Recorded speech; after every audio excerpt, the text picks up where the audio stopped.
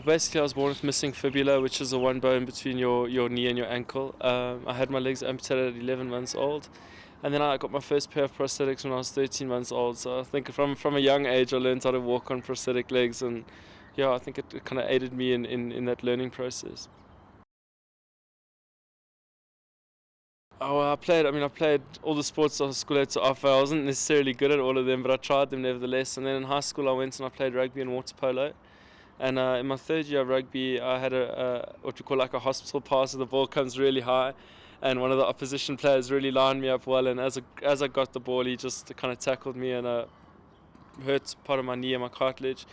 And through the sport rehabilitation, I kind of just got stuck back into athletics. So it was quite a by chance thing, but I got stuck into it, yeah, and I haven't stopped since. I think it was we went to our national champs, and it was quite a interesting competition. My dad came back and he'd looked at the times, and my coach said, this is really great. And I got back from an international trip about 4 or 5 months later, and my name was on the shortlist for Athens. And I think just all the excitement and that kind of thing got me just the ball rolling, and before long I was just so stuck into it. All I wanted to do was train and run. Oh, it was great. It was one of the events that I trained for a long time. I started off doing the 100 and then I moved to the 200, and it was clearly my favorite event at the time. So just going there and running against like the top Paralympian guys, the atmosphere and being in Greece, it was amazing. So I think just that whole feeling, the camaraderie between the athletes and the passion and that sort of thing was just one of the best feelings coming off, winning and running a world record in the 200.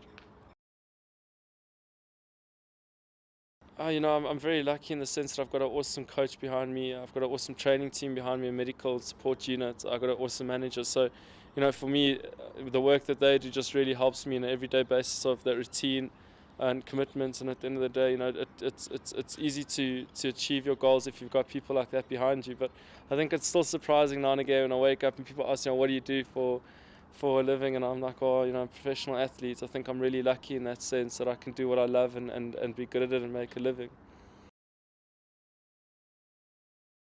I'd say I prefer the 200. It's by far my most comfortable event. I'm by far the best in the 400.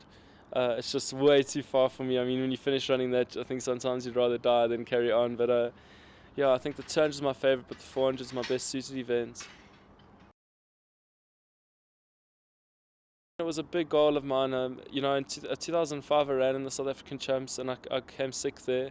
And my time had come down nearly a second since then in the last 2 years. So it was a big aim for me, and 95% of my races are able-body races anyway. So it was the next logical step. But obviously, when I got there, it may go through the heats, go through the quarterfinals, semi-finals, and when you get to the finals, on the day it's basically anybody's place. So I just thought, I'm going to go out there, give it my best, and I came home with a silver place and silver medal, and I was so happy. I mean, it was one of the dreams of the year that I had, and I couldn't have been happier. I really, really had an awesome year last year.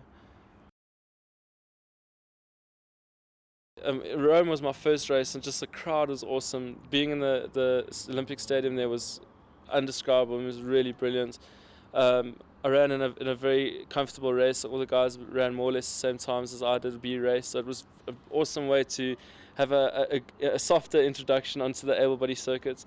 And then 2 days later, we ran in Sheffield, like among the world's best. So that was a huge wake-up call. Seeing how the top guys in the world are doing it. But even then, although I ran out of my lane in that race, I was still very happy with the outcome. I mean, the time that I ran between my personal best and the time I ran there was a lot shorter than some of the professional guys were running, between their personal best and the times they ran on that day. So both the races were, more than I could ever have hoped for. And it was a dream come true, really. It was one of the best things, one of my best experiences I could have ever hoped for. I think I don't think it's as much a burden as it is a blessing. If I can change the way of my sport and the way that people perceive Paralympics and the human determination and stuff behind it, then I'm very happy. I think it's more of a privilege that I'm in the situation that I have, and I don't. I think at times you definitely do feel the pressure, but I think I'm very lucky to be in the position I'm in, and obviously, with every bone in my body, I'm so happy that's the opportunity that I've been given. Well, basically, it's a carbon fiber foot made between 70 and 80 layers. It's made by an Icelandic company called OSA. They claim between 60 and 70 energy return versus energy input. And it's been a bit of a controversy the last couple of months. I mean, with the whole IAAF testing that was done in Germany and now the outcome a couple of weeks ago. We've handed the results in the meantime before the results actually came out to a couple of institutes in America, and they've come back and said that they don't necessarily agree with the testing and they'd want more testing to be done. So, obviously, with that, the ban coming in, it's disrupted my whole year and all my races that I had planned. But we're going to redo the tests now, probably in the institute in America in the next 2-3 months, and hopefully we can clear up the issues that have been, created. Yeah, I mean, the disadvantages are clearly there, from obviously because I don't have lower limbs, I've got less blood, so my lactic acid builds up a lot quicker. The balance on them is not nearly anything that you'd have from an able body foot because you don't have the proprioception. It doesn't have any muscle in it, so it can't generate more power than you're putting into it. And it's not an active, you get passive and active prosthetics, it's a passive prosthetic. Which basically means that it can't give out more energy than energy put in. It hasn't got batteries or hydraulics. It's not a bionic foot. Um, and the advantages that they had in the test that they did, they said on top speed I'm using 25% less energy. I don't know in which motion that is, if it's in the forward stride or in the reverse stride.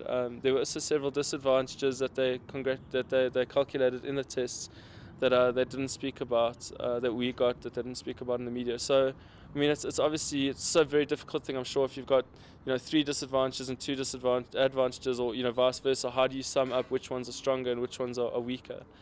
But I think that's obviously something that we're just going to have to get sorted out now, and hopefully in the future I can be able to run on a able body circuit, international circuit again.